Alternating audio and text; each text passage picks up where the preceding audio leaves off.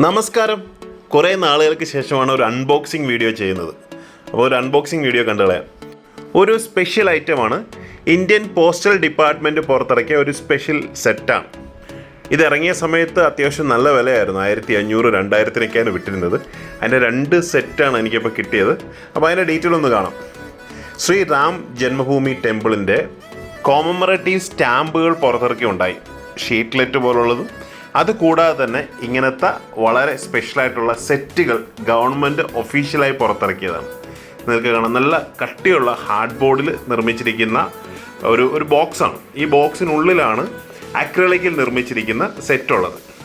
Postal department ഇത്തരത്തിലുള്ള സെറ്റുകൾ വളരെ അപൂർവമായിട്ട് മാത്രമാണ് പുറത്തിറക്കാറുള്ളത്. അപ്പോൾ ആ സെറ്റ് ഡീറ്റെയിൽ ആയിട്ടൊന്ന് കാണാം. പാക്കിങ്ങിൽ സ്റ്റാമ്പ് അങ്ങോട്ടും ഇങ്ങോട്ടും ഷിഫ്റ്റ് ആയിട്ടുണ്ട്, പക്ഷെ നമുക്ക് തന്നെ അത് അറേഞ്ച് ചെയ്ത് വെക്കാവുന്നേ ഉള്ളൂ.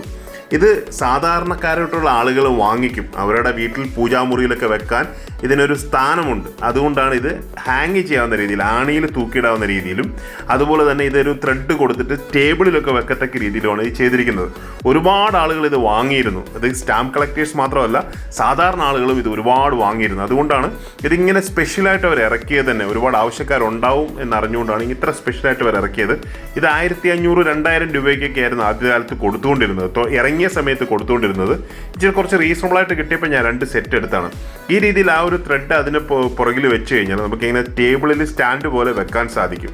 ഇങ്ങനത്തെ സെറ്റുകൾ വളരെ കുറച്ചാണ് ഇങ്ങനെ ഗവൺമെൻറ്റിൻ്റെ ഭാഗത്തുനിന്ന് ഇത്തരത്തിലുള്ള ഒരു ഡിസ്പ്ലേ പർപ്പസിന് വേണ്ടിയിട്ട് ഇറക്കാറുള്ളത്. ഇതിനുള്ളിൽ മറ്റൊരു ചെറിയ പാക്കറ്റ് കൂടെ ഉണ്ട്. അപ്പോൾ അതുകൂടെ ഒന്ന് കാണാം. ഇതിനുള്ളിൽ 1-2 നാണയങ്ങളാണ്. അതെ, 2 നാണയങ്ങളാണ്. ഒന്ന് ചാടിൻ്റെ നാണയമാണ്. സാധാരണ ആളുകൾ ഈ കോയിൻ കളക്ട് ചെയ്യുന്ന ആളുകൾ ഈ ചാടിൻ്റെ നാണയം തിരക്കാറുണ്ടോ എന്ന്. കാരണം അത് കുറച്ച് റെയറാണ്. ഈ 70കളിലുള്ള ഈ നാണയമാണ് ചാട് പേരിലുള്ള നാണയമുള്ളത്. ഇതിൻ്റെ പുറകിൽ നിങ്ങൾക്ക് കാണാൻ സാധിക്കും റിപ്പബ്ലിക് ഡ്യൂ ചാഡ്. ആ ഒരു രീതിയിലാണ് എഴുതിയിരിക്കുന്നത്. അപ്പോൾ ഇത് കിട്ടാൻ കുറച്ച് പ്രയാസമാണ്. അത്ര റെയറൊന്നുമല്ല, എന്നാൽ കുറച്ച് പ്രയാസമാണ് കിട്ടാൻ. മറ്റൊന്ന് സറവാക്കിൻ്റെ നാണയമാണ്. സറവാക്ക് അറിയുന്ന മലേഷ്യയുടെ ഭാഗമാണ്.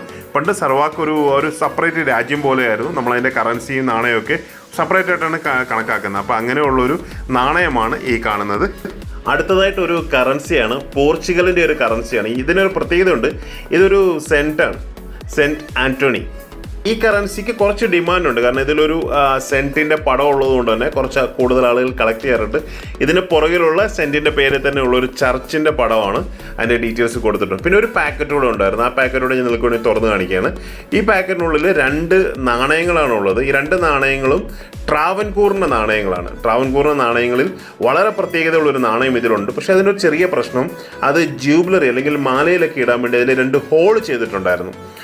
ഈ നാണയം, ഈ 2 ഹോൾസ് ഇതിലില്ലായിരുന്നെങ്കിൽ ഇതിൻ്റെ മാർക്കറ്റ് പ്രൈസ് ഒരു 25,000 രൂപയ്ക്ക് മുകളിലേക്ക് പോയേനെ. കാരണം അത്രയ്ക്ക് നല്ല കണ്ടീഷനായിട്ടുള്ള നാണയമാണ്. പക്ഷേ ഇത് 2 ഹോൾ ചെയ്തിട്ടുണ്ട്. ഈ ഹോള് സിൽവർ വർക്ക് അറിയാവുന്ന കടകളിൽ കൊടുത്താൽ അവർ ക്ലോസ് ചെയ്ത് തരും. കളക്ഷനിലേക്ക് നമുക്ക് ധൈര്യമായിട്ട് വെക്കാം.